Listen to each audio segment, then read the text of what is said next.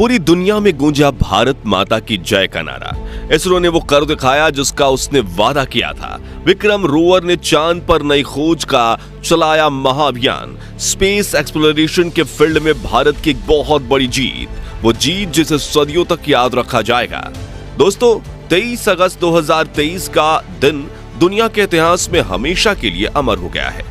खासतौर से हमारे भारत के इतिहास में इस दिन को हर साल एक त्योहार की तरह सेलिब्रेट किया जाएगा, क्योंकि यही वो दिन है जब चंद्रयान 3 ने चांद की दक्षिणी ध्रुव पर सफलतापूर्वक लैंड किया और दुनिया को दिखाया कि आज का भारत साइंस एंड टेक्नोलॉजी के फील्ड में भी किसी से पीछे नहीं है।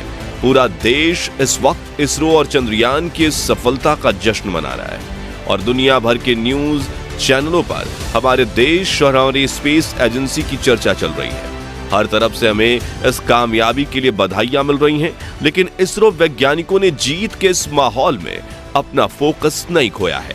उन्हें मालूम है कि यह मिशन अभी आगे 14 दिनों तक चलने वाला है और इन 14 दिनों में कोई गड़बड़ी ना हो, इसके लिए वैज्ञानिक फिर से अपने काम में लग गए हैं। तो ऐसे में अब सवाल यह उठता है कि चंद्रयान तो सफलतापूर्वक चांद पर लैंड कर चुका है, फिर इसरो 14 दिन तक और क्या करने वाला है? क्या अभी भी इस मिशन का कुछ अहम हिस्सा बाकी है? अगर हां तो वो क्या है? आइए सब कुछ आपको डिटेल में समझाते हैं। दोस्तों, जैसा कि आप सभी जानते हैं कि 23 अगस्त की शाम चंद्रयान 3 की लैंडिंग को करोड़ों लोगों ने लाइव देखा और ये दुनिया में एक नया कीर्तिमान बना। दरअसल अलग अलग राज्य सरकारों द्वारा इस ऐतिहासिक पल की लैंडिंग को लाइव दिखाने के लिए खास इंतजाम किए गए थे। उदाहरण के लिए उत्तर प्रदेश के अंदर सरकारी स्कूलों में बच्चों को ये लाइव इवेंट दिखाया गया। साथ ही लोग अपने मोबाइल और टीवी पर भी इस ऐतिहासिक पल को देख सके, इसका भी खास इंतजाम था। जैसे ही चंद्रयान 3 ने चांद की सतह पर अपना कदम रखा, हर तरफ जश्न का माहौल शुरू हो गया। यहां तक कि लोगों ने खुशी में आतिशबाजी भी की। वाकई ये दिन हम कभी नहीं भूल पाएंगे। भारत अब चांद पर उतरने वाला दुनिया का चौथा देश बन गया है। सोचिए, पूरी दुनिया में सिर्फ 4 देश ऐसे हैं जो चांद तक पहुंच पाए हैं और उन 4 देशों में एक हमारा भारत है। ये सोचकर ही गर्व महसूस होता है। साथ ही चांद के दक्षिणी ध्रुव में उतरने वाले ये दुनिया का पहला देश बन गया है।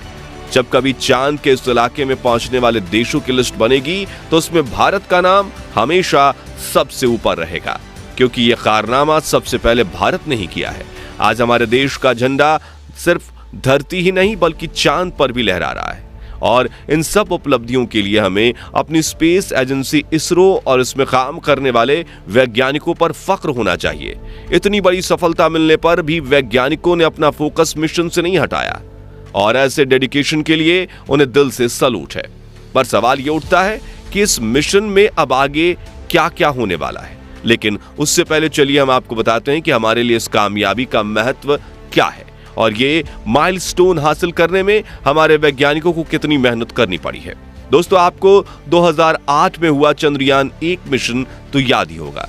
इस श्रृंखला का पहला मिशन था जो पूरी तरह कामयाब भी रहा था, लेकिन इस मिशन में चांद पर लैंड करना शामिल नहीं था। ऐसे में हमारे इसरो वैज्ञानिकों ने लैंडिंग को अपने अगले मून मिशन यानी कि चंद्रयान 2 का हिस्सा बनाया। यानी भारत आज जो चांद पर पहुंचा है उसका ख्वाब 13 साल पहले देखा गया था।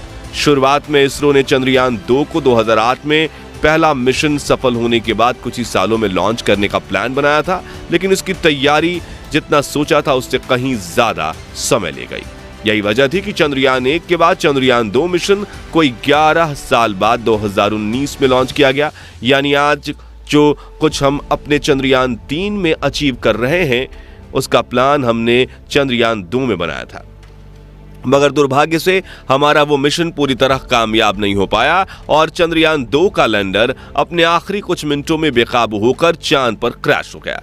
यानी 11 साल तैयारी करके भी हम उस मिशन में कामयाब नहीं हो पाए और तब दुनिया के कई देशों ने न सिर्फ हमारी एबिलिटी पर सवाल उठाया बल्कि हमारे इस फेलियर का मजाक भी बनाया।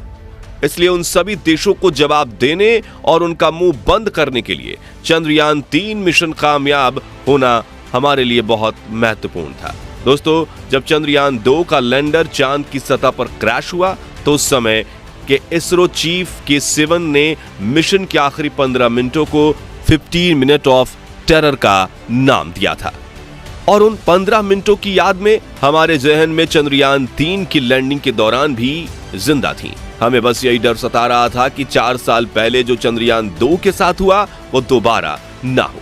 असल में दोस्तों, इस तरह के मिशन जिसमें किसी दूसरे प्लेनेट या सेलेस्टियल बॉडी पर लैंड करना होता है, उनमें लैंडिंग से पहले कुछ मिनट बहुत ज्यादा क्रिटिकल होते हैं। चंद्रयान 2 की बात करें तो वो उन आखिरी पलों में हॉरिजॉन्टल से वर्टिकल नहीं हो पाया था, जिसके चलते उसने क्रैश लैंड किया था।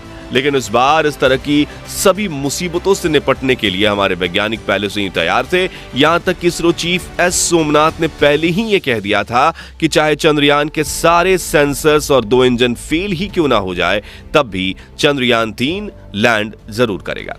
इसके अलावा अगर सिचुएशन बिल्कुल खराब हो जाती तो इसरो ने इसके लिए भी प्लान बी बनाया हुआ था। ऐसी कंडीशन में लैंडिंग को डिले कर दिया जाता और फिर 27 अगस्त को चांद पर ये उतरता। लेकिन सौभाग्य से ऐसा कुछ नहीं हुआ और हमारा चंद्रयान प्लान ए के अनुसार ही चांद की सरजमी पर सुरक्षित रूप से लैंड कर गया। अब बात करते हैं ये मिशन 14 दिनों तक और क्यों चलने वाला है। असल में दोस्तों, अभी तो चंद्रयान 3 का रोवर बाहर निकला है। अब आगे उसे इस अंधेरी और वीरान दुनिया में अपने रिसर्च को अंजाम देना है, जिसके लिए उसे वहां भेजा गया है।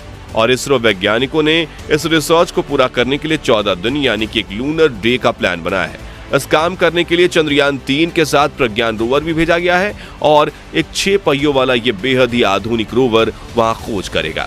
अब प्रज्ञान रोवर की मदद से इसरो वैज्ञानिक चांद के अलग अलग हिस्सों में जाकर वहां अपना टेस्ट करेंगे। हमारा ये रोवर चांद की सतह के सैंपल कलेक्ट करेगा और उन पर जरूरी टेस्ट रन करके जो रिजल्ट आएगा उसे पृथ्वी पर यानी इसरो वैज्ञानिकों को भेजेगा। इन 14 दिनों में चांद के वायुमंडल, मिट्टी और पत्थरों पर शोध किया जाएगा। साथ ही वहां आने वाले भूकंप का भी इसरो वैज्ञानिक गहनता से अध्ययन करेंगे। इन सब के अलावा पानी की खोज भी इस मिशन का एक अहम हिस्सा रहेगी। दरअसल चांद के इस हिस्से में बहुत सारे ऐसे बड़े बड़े गड्ढे मौजूद हैं जिनके अंदर करोड़ों अरबों सालों से सूरज की एक किरण तक नहीं गई है और इसके चलते बहुत से वैज्ञानिकों को इन गड्ढों के अंदर बड़ी मात्रा में पानी मौजूद होने की उम्मीद है। तो ऐसे में इस पर भी इसरो वैज्ञानिकों की खास नजर है। अगर सच में इन गड्ढों के अंदर पानी का कोई बड़ा स्रोत मिलता है तो ये चांद पर जीवन बसाने की दिशा में एक बहुत बड़ी कामयाबी होगी। ये सारे टेस्ट और रिसर्च पूरा करने में इसरो को 14 दिन लगेंगे और ये काम पूरा होने के बाद चंद्रयान 3 मिशन को आधिकारिक रूप से संपूर्ण मान लिया जाएगा। इस मिशन में बस एक चीज ऐसी है जिसका थोड़ा हमें दुख रहेगा। दरअसल हमारा विक्रम लैंडर और प्रज्ञान रोवर मिशन पूरा होने के बाद चांद पर ही रह जाएंगे, क्योंकि इसरो ने इन्हें वापस धरती पर लाने का कोई प्लान नहीं बनाया है। अपने काम को पूरा करके हमारे ये दोनों उपकरण हमसे हमेशा के लिए अलविदा कह देंगे। वैसे आपको क्या लगता है, इसरो को अपनी इस खोज में चांद पर पानी मिलेगा या नहीं? कमेंट